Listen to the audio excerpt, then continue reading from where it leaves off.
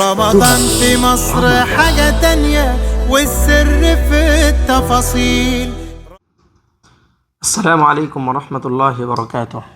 الحمد لله رب العالمين والصلاة والسلام على سيد الأنبياء والمرسلين أما بعد. প্রিয় উপস্থিতি, আজকে আমরা চতুর্থ সপ্তাহের তৃতীয় পর্বে আপনাদের সামনে উপস্থিত হয়েছি আলহামদুলিল্লাহ। আজকে আমাদের আলোচনার মূল বিষয় হলো কোরআনের তাফসিরের যে সকল উপকরণ রয়েছে বা পদ্ধতি রয়েছে তার মধ্যে 4টি পদ্ধতি প্রসিদ্ধ এবং বিশেষভাবে উল্লেখযোগ্য, যা আমরা পূর্বে বর্ণনা করেছি একাধিকবার। যে কোরআনের আয়াতকে কোরআনের আয়াত দিয়েই ব্যাখ্যা করা হয়, কোরআনের আয়াতকে হাদিসের দ্বারা ব্যাখ্যা করা হয়, কোরআনের আয়াতকে সাহাবায়ে কেরামের উক্তি দ্বারা ব্যাখ্যা করা হয় এবং কোরআনের আয়াতকে তাবেঈদের বক্তব্য বা ইজতিহাদের মাধ্যমে ব্যাখ্যা করা হয়। এখানে প্রথম যে পর্যায়টি ছিল, আজকে আমাদের আলোচনার বিষয় হলো সেই প্রথম পর্যায়টি, যে কোরআনের দ্বারা কোরআনের তাফসির আসলে কি, বা কোরআনের দ্বারা কোরআনের তাফসির বলতে কি বোঝায়, কোরআনের দ্বারা কোরআনের তাফসিরের গুরুত্ব এবং মাহাত্ম্য কি, এবং এর বেশ কিছু উদাহরণ আমরা আপনাদের সামনে উল্লেখ করবো ইনশাআল্লাহ তাআলা। কোরআনের দ্বারা কোরআনের তাফসির বলতে বোঝায় কোরআনের এক অংশের মাধ্যমে অপর অংশের ব্যাখ্যা করা, কোরআনের এক আয়াত দিয়ে অন্য আয়াতকে স্পষ্ট করা। উলামায়ে কেরাম বলেন, তাফসিরের সবচেয়ে শক্তিশালী এবং গ্রহণযোগ্য পদ্ধতি হলো কোরআনের এক অংশের দ্বারা কোরআনের অন্য অংশের তাফসির করা। যেমনটা আল্লাহ রাব্বুল আলামিন বলেছেন, কিতাবুন উহকিমাত আয়াতুহু সুম্মা ফুসসিলাত মিন লাদুন হাকীমিন খাবীর। এটি এমন একটি কিতাব যার আয়াতগুলো সুদৃঢ় করা হয়েছে, তারপর তা বিস্তারিতভাবে বর্ণনা করা হয়েছে। অর্থাৎ কোরআনের কিছু আয়াত সংক্ষিপ্ত, আবার অন্য আয়াতে তার ব্যাখ্যা এসেছে। উলামায়ে কেরামগণ বলেন, আহসানু তুরুকিত তাফসির আই ইউফাসসিরাল কুরআন বিল কুরআন। তাফসিরের সর্বাধিক সুন্দর এবং গ্রহণযোগ্য পদ্ধতি হলো কোরআনের তাফসির কোরআনের মাধ্যমে করা।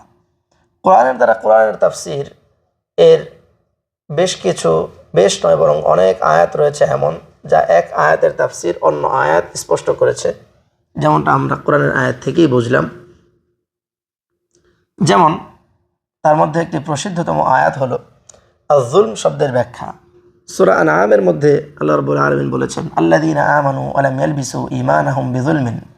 যারা ঈমান এনেছে এবং তাদের ঈমানকে যুলম অর্থাৎ যে কোনো পাপাচারের সাথে মিলায়নি, উলাইকা লাহুমুল আমনু ওয়া হুম মুহতাদুন। তাদের ঈমানের নিশ্চয়তা রয়েছে, ত্রুটিমুক্ত রয়েছে এবং তারা হেদায়েত প্রাপ্ত। সাহাবায়ে কেরাম এখানে মনে করছিলেন যুলম দ্বারা আল্লাহ তাআলার ছোট বড় যে কোনো ধরনের নাফরমানি উদ্দেশ্য, কিন্তু এবং এটা ভেবে তারা পেরেশানির মধ্যে পড়ে গিয়েছিলেন। তখনই আল্লাহ রাব্বুল আলামিন তার রাসূলের মাধ্যমে তাদের সামনে বিষয়টি স্পষ্ট করলেন সূরা লুকমানের অন্য একটি আয়াতের দ্বারা, ইন্নাশ শিরকা লাযুলমুন আযীম, যেখানে যুলম দ্বারা উদ্দেশ্য হচ্ছে শিরক। আমিন সূরা তারিকের শুরুতে বলেছেন, ওয়াস সামাই ওয়াত তারিক, আসমানের কসম এবং তারিক এর কসম। ওয়ামা আদরাকা মাত তারিক, আর তারিক কি? আন-নাজমুস সাকিব। তো প্রথম আয়াতে তারিকের শপথ করা হলো, দ্বিতীয় আয়াতে তারিক সম্পর্কে আল্লাহ নিজেই প্রশ্ন করছেন, তুমি কি জানো তারিক কি? তারপরই তারিকের ব্যাখ্যা আল্লাহ রাব্বুল আলামিন পরবর্তী আয়াতের মধ্যে দিলেন, আন-নাজমুস সাকিব। তারিক হলো আসমানের একটি উজ্জ্বল নক্ষত্র। এখানে কোরআনের এক আয়াতের ব্যাখ্যা পরবর্তী আয়াতে কোরআন নিজেই করছে। এভাবেই কোরআনের দ্বারা কোরআনের তাফসির করা হয়। আরও একটি এই আয়াত এবং উদাহরণ আমরা আপনাদের সামনে উল্লেখ করব। আল্লাহ রাব্বুল আলামিন সূরা ফাতিহার মধ্যে বলেছেন, ইহদিনাস সিরাতাল মুস্তাকিম। সিরাতাল মুস্তাকিম এর দ্বারা কোন সিরাত উদ্দেশ্য, সিরাতুল মুস্তাকিম দ্বারা কি উদ্দেশ্য, কোরআন নিজেই এই সিরাতুল মুস্তাকিমের তাফসির করছে। পরবর্তী আয়াতে আল্লাহ রাব্বুল আলামিন উল্লেখ করেন, সিরাতাল্লাযীনা আনআমতা আলাইহিম, যে হে আল্লাহ আপনি আমাদেরকে সিরাতুল মুস্তাকিমের দিকে হেদায়েত দিন। সিরাতুল মুস্তাকিমটা কি?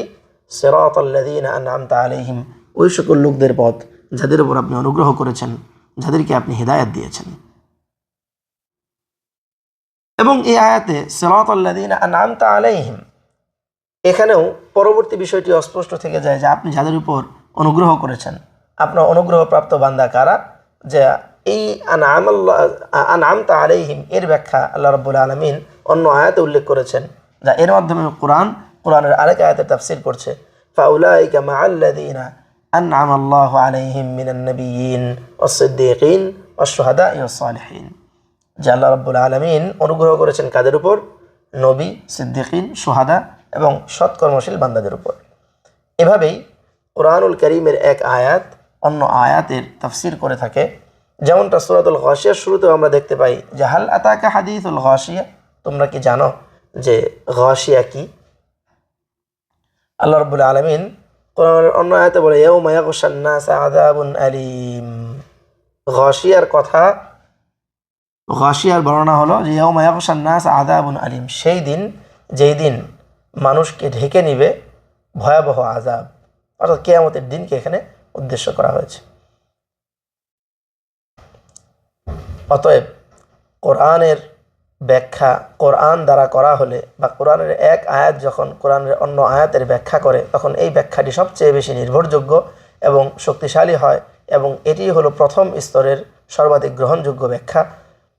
এই জন্য উলামায়ে কেরাম বলে থাকেন আল কোরআন ইউফাসসিরু বা'দুহু বা'দা, যে কোরআনের এক অংশই অপর অংশের তাফসীর করে।